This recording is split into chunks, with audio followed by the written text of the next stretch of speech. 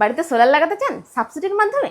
তাহলে আজকের ভিডিওর মাধ্যমে জেনে নিন আপনি কোন সিস্টেমের সাবসিডি পাবেন, কোন সিস্টেমের সাবসিডি পাবেন না, সাবসিডির সুবিধা কী অসুবিধা কী।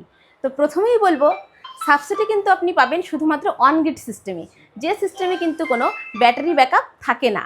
অর্থাৎ আপনাকে সোলার লাগানোর পরেও ইলেকট্রিকের উপর নির্ভর করতে হবে। অর্থাৎ ইলেকট্রিক থাকলে তবেই কিন্তু আপনি বাড়ির পাখা লাইট চালাতে পারবেন, না হলে কিন্তু আপনি বাড়ির পাখা লাইট কিছুই চালাতে পারবেন না। দিনের বেলা হোক বা রাত্রিবেলা হোক, যতই আপনার সোলার লাগানো থাকুক না কেন, আপনি কিন্তু ইলেকট্রিক না থাকলে পাখা লাইট চালাতে পারবেন না। তো এই সিস্টেমটা কিন্তু যাদের এলাকায় সবসময় ইলেকট্রিক থাকে তারাই কিন্তু এই সিস্টেমটা লাগালে সুবিধা পাবেন। তো যাদের এলাকায় ইলেকট্রিক সবসময় থাকে না তাদের ক্ষেত্রে কিন্তু এই সিস্টেম সুবিধাজনক না। তারা কিন্তু একটা অফ গ্রিড সিস্টেম লাগিয়ে সোলারের সুবিধা নিতে পারবেন।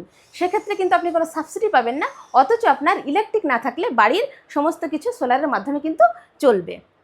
তো এবার হয়তো আপনি ভাবছেন যে আমি অফ গ্রিড সিস্টেম লাগিয়ে সাবসিডি পেলাম না, আমি হয়তো লস করলাম, যে সাবসিডি পেয়েছে সে হয়তো লাভ করেছে। তো সেরকম কিন্তু কোনো ব্যাপার নয়। আপনার সাবসিডিতে যে টাকা খরচ হয় তার হাফ টাকায় কিন্তু আপনি নন সাবসিডিতে সোলার লাগাতে পারেন। এবার আপনি হয়তো ভাববেন যে সাবসিডির প্রোডাক্টের দাম বেশি, তার মানে হয়তো সাবসিডির প্রোডাক্ট ভালো আর নন সাবসিডির প্রোডাক্ট খারাপ। সেরকমও কিন্তু কোনো ব্যাপার নয়। আপনি কিন্তু সাবসিডির প্রোডাক্টে এবং নন সাবসিডির প্রোডাক্টে সেম ওয়ারেন্টি পাচ্ছেন। এবং সাবসিডির প্রোডাক্টে যদি 1 কিলোওয়াটে 4 থেকে 5 ইউনিট ইলেকট্রিক পাওয়া যায়, নন সাবসিডিতেও কিন্তু 1 কিলোওয়াটে 4 থেকে 5 ইউনিট প্রতিদিন ইলেকট্রিক পাওয়া যায়।